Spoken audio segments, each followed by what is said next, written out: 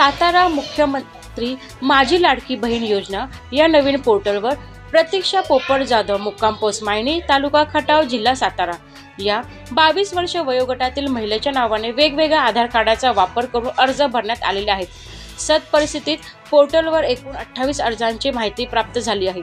एकूण किती अर्ज भरण्यात आलेले आहेत याबाबत माहिती घेण्याची कारवाई जिल्हा प्रशासनाकडून सुरू आहे। या घटनेचे गांभीर्य लक्षात घेऊन जिल्हा प्रशासनाने त्रिसदस्य समिती गठीत केलेली आहे। त्यामध्ये सातारा जिल्हा परिषदेच्या जिल्हा कार्यक्रम तथा महिला आणि बाल विकास अधिकारी रोहिणी ढवळे, जिल्हा महिला आणि बाल विकास अधिकारी विजय तावरे व बँक ऑफ महाराष्ट्राचे लीड मॅनेजर नितीन तळपे यांचा समावेश आहे। सदपरिस्थितीत एकूण 28 याच्यामध्ये वडूज पोलीस स्टेशनला काल रोजी गुन्हा आम्ही दाखल केलेला आहे। या संदर्भाने हा जो व्यक्ती आहे हा व्यक्ती मूळचा वडूजचा राहणार आहे। हा व्यक्ती आणि त्याची मिसेस ह्या दोघांना ताब्यात घेऊन त्यांना अटक करण्यात आलेली आहे। या दोघांनी लाडकी बहीण योजनेमध्ये एकपेक्षा जास्त फॉर्म 30 फॉर्म याच्यामध्ये भरलेले होते।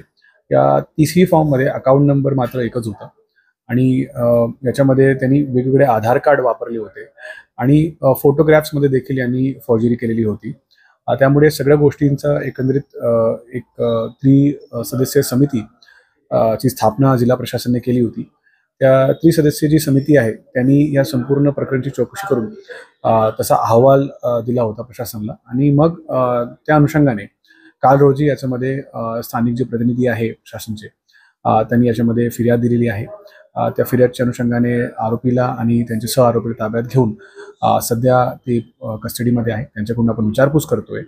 त्यांना माननीय न्यायालयाच्या समोर आम्ही हजर करणार आहे आणि गुन्ह्यामध्ये अजून काय गोष्टी आहे का, त्यांच्यासोबत अजून काय सह आरोपी होते का किंवा त्यांनी अजून कुठल्या गोष्टींचा टेक्नॉलॉजीचा वापर याच्यामध्ये केलेला आहे का, त्या सगळ्या गोष्टींचा तपास जो आहे तो सध्या सुरू आहे। नेमका हा प्रकार का केलाय, काय समजलंय, काय माहिती पुढे आली? हा जो व्यक्ती आहे हा व्यक्ती पैशाच्या आमिषपोटी त्यांनी हा गुन्हा केलेला आहे असं समजून येत आहे।